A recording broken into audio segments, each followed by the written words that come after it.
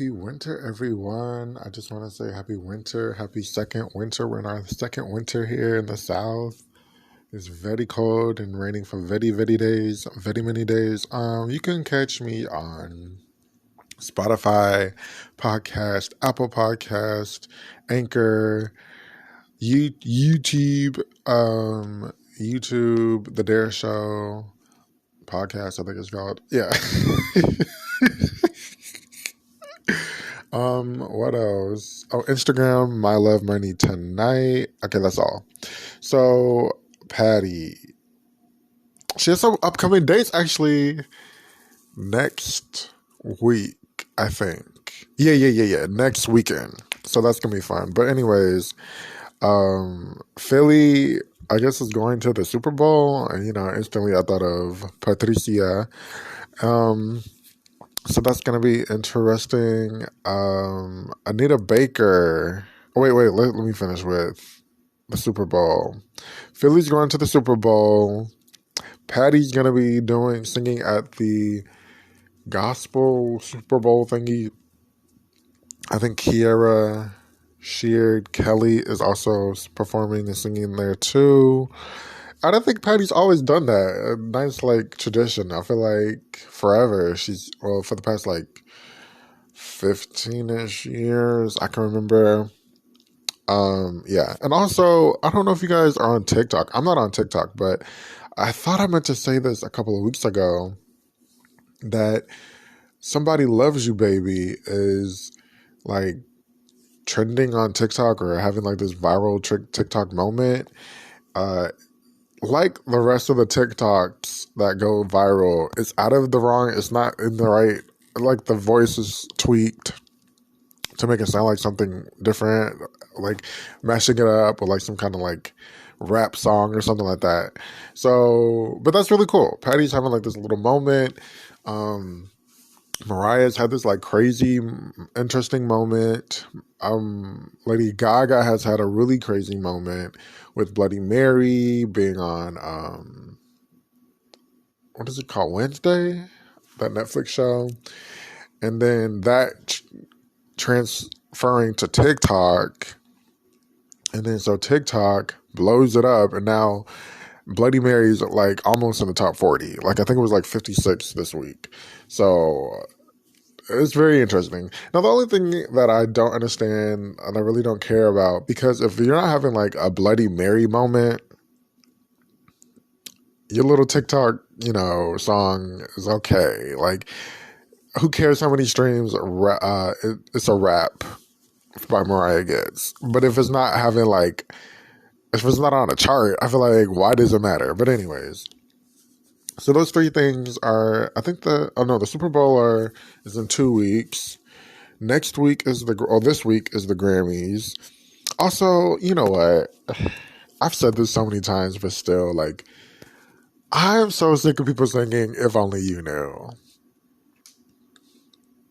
And I get it. It's a really great vocal moment at the end. But I'm Patty, maybe it's just one of them songs. I don't know. I just Patty has really great other music that has great vocal moments. Other than If Only You Knew. I scroll past, I think it's Terrell Carter. He did a bunch of the dark skinned man that did the dark skinned muscle man that did I think he was on Empire. He did a bunch of, I think he got to start on why am I blanking? Tyler Perry's plays. And so I scroll past him singing that. Well, I didn't click it. It just said he was singing it. And I was just oh my God, not another one. Also, I wonder how much does a singer get? I know the writers get paid, the producers get paid separately. But I wonder, if it's not a writing credit, how much does the singer get paid for putting a single out or on their album? How much money does do they get from the album? Because I'm sure that they get a portion. But I'm like, how much? Because I was thinking about Celine. I'm like, Celine. I don't think Celine. I've been in like the Celine Michael Jackson journey moment of obsession, a little, not obsession, just looking at a bunch of videos or interviews, and I'm like, I don't think Celine has written a lot of her songs. I'm not too keen on how much she's written.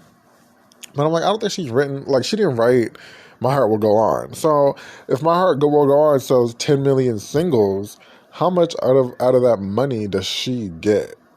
If she's not in the, of course, in the, I forgot the word Candy Burst said. It's called like script or read or something. If she's not in like the portion of how much you wrote in it.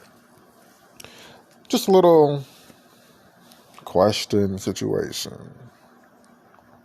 So yeah, we're getting some petty stuff soon, which is exciting. I'm like, where's the food?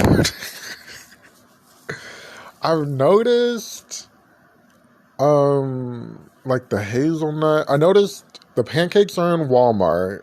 They were only in Target. The pancakes are in Walmart. I don't want to. It's like a blueberry apple or something cobbler. I'm not that interested in that. I think she had another one out. I'm not that interested in that. I haven't seen any. I think I saw the regular pancakes in my Target, but it was what, the hazelnut and then the peanut butter and jelly ones I have not seen anywhere. So I wonder what's going on. But anyways, she said Chinese food and other kinds of cuisines were coming out, and I'm ready. Like, I'm not a chicken and dumplings type of person. I'll eat some greens. The kale greens, I believe I had. I tried those out. Those were good. The mac and cheese were good. And then, like, everything else is going up. Her prices are going up. I'm just like, oh, baby. Rhoda Young live. Okay, I just quickly want to talk about Rhoda right quick. She was actually assaulted by this white lady, and I'm looking at Rhoda now, and I think the white lady said she put out a warrant on her for some reason because she believes she was assaulted. But honestly, if you look at the video, Rhoda did not touch that lady before or after. And then, you know how I know the lady was wrong? Because the lady did assault her. She like scratched her. I think Rhoda said she hit her, which ended up scratching her. And so, you know how I know the lady was wrong? The lady had her phone out. And after Rhoda was like, you hit me, you scratched me and you assaulted me. The lady's like, no, you assaulted me. Somebody call the cops. Hey, call 911. And it's like, why don't you call 911? You have the phone in your hand. And then Rhoda ended up calling 911 when she got back to her car. So it's just like, lady was wrong. But Rhoda does a lot of talking about like family and how to raise up a child. And, we need to but like spank your children and give discipline. But it's like Rhoda exposes a lot of her family, not family, but like her children and how like she raised them and how it seemed like there weren't really good relationships formed with her kids, except for like Rolanda. But she's 4 kids, but it seems like 3 of them. She'll tell you, I think 2 or 3 of them don't really talk to her. They don't get along, and it's like, how are you saying, you need to beat your, I don't want to say beat, spank your kids, give them like this aggressive discipline when that didn't even work for your kids, right? Right? Like, let me know if I'm wrong. Am I tripping? Or, because it just like, it comes off hypocritical. Not hypocritical, it just comes off as like, maybe you shouldn't be giving that kind of advice.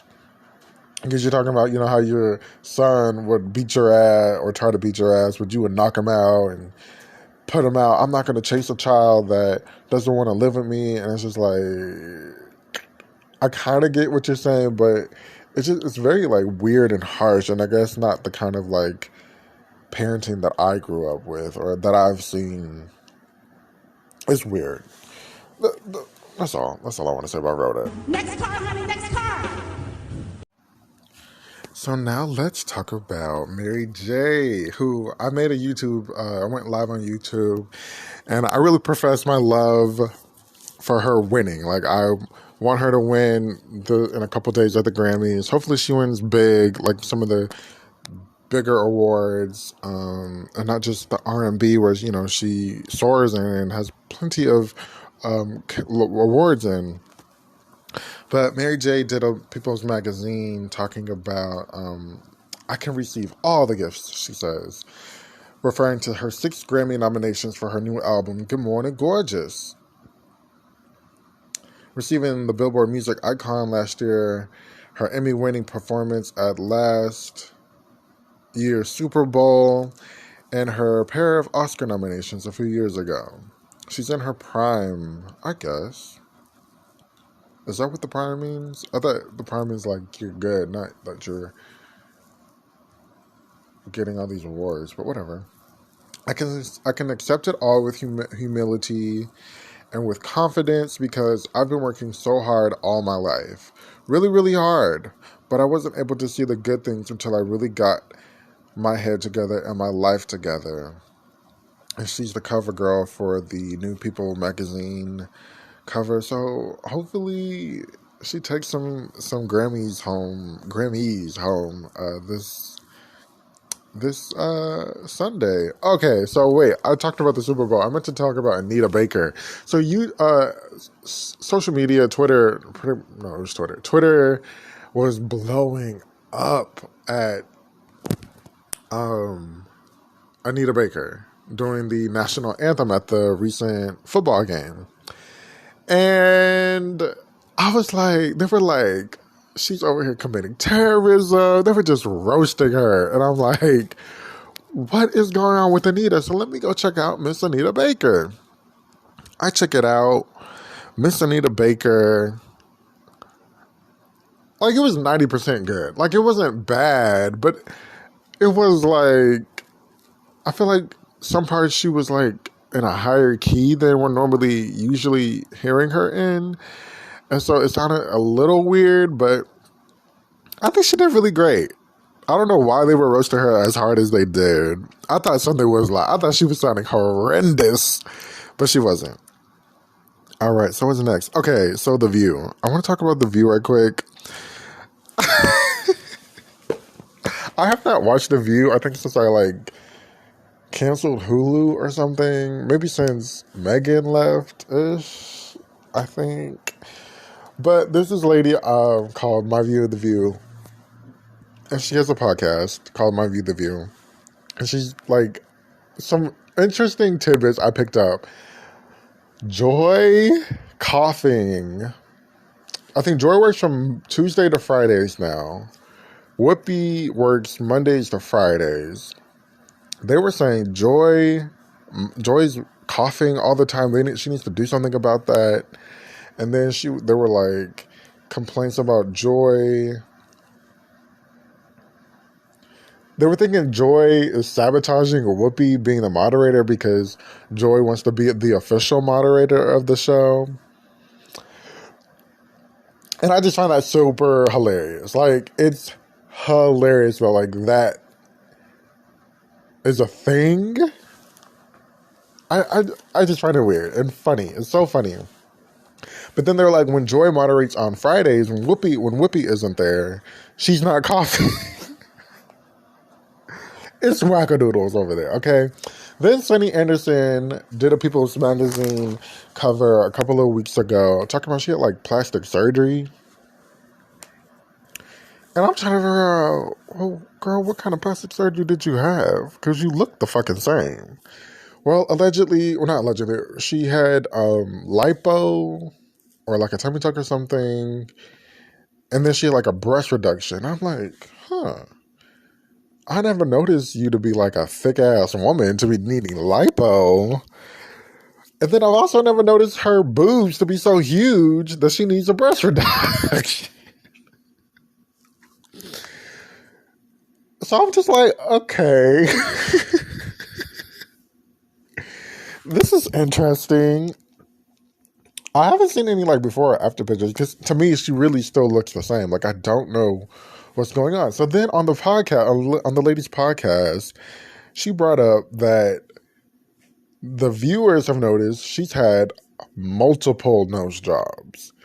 And so in her like coming out People magazine showing telling everything on the View episode, I did see something say, "Oh, you're just trying to strip away your African American Latina features." And I was like, y'all are tripping. Until I heard Keisha Rail on My View on the View talk about her nose jobs. And she's like, she's had multiple nose jobs, but she didn't speak about it at this one part, when this one segment when they were talking about nose jobs and when you should get them housed, done, blah, blah, blah. She was very quiet. And I was like, oh, maybe she is trying to strip some of her features. Big boobs, a thicker body, the nose. I feel like the nose is the first thing when something's going on with you and you don't like yourself, maybe. I feel like you switch up your nose if you're of ethnicity. So I'm like, okay, maybe something is going on with her. Try to strip away these anti-black features. But I still don't know the freaking differences. So that's it on that. Craziness at the View. Now, the fans love to, this is my last little topic on the Dan Show podcast. The fans love to bring up this Nicki, Rihanna, Beyonce are the Holy Trinity, the Powerpuff Girl colors, pink, blue, and green. It's funny. It's funny. It's comical and it's entertaining. And I'm just like, I've said this before, but I'm just like, these girls, they need to just do a tour. Just do a tour. Like, do a tour. And then I said that and somebody was like, bringing up logistics, like money-wise, who's going to headline. The Formation Tour grossed more than Rihanna and Nicki last 300 tours altogether. It's just like, oh, okay. It's not always about the money, but I guess it is. For the love of the fans, I don't see what's wrong with doing a tour. I would go. I would not probably go to a Nicki Minaj concert. I probably wouldn't go to a Rihanna. I don't know. I'm on the fence. Depending on what kind of show it is. I would go to a Beyonce and Nicki and Rihanna tour. Like a 3-4 hour, they would pump it out the hits, coming on surgery each other at the end or not, it doesn't matter. But if it was like a festival type tour situation, I would definitely go. I think that's a really great idea. But, you know, the logistics of it all. I'm just like, for the culture, for the love of music, for the culture, for the love of music, for the people. We are the people. Stand up for your people. Give us something good. I feel like that would be really cool and very interesting. But, I mean, half of them have songs together. It would be cute. But anyways, Miss Beyonce is going on the Renaissance tour. I'm sorry. I thought it was going to be called the Summer Renaissance tour. I feel like she threw egg in my face because I'm like, it's going to be called the Summer Renaissance tour. But it starts in May. And I'm like, does she know when May is? May is in like 3 months.